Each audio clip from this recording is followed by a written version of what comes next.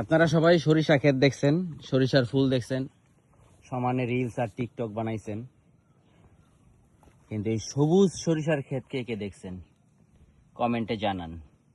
এই যে ফুল থেকে যখন ফল বের হয়, এই যে ফল, সরিষার ফল, এগুলা এই ফল ভিতরেই হইতেছে ওই সরিষার বীজ, আর যেগুলো আমরা ইউজ করি আর কি, খাই।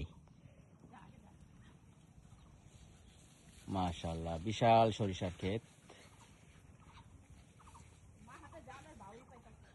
ওই যে আমাদের লোকজন ক্ষেত পার হইতেছে। আমি জাস্ট গত সপ্তাহে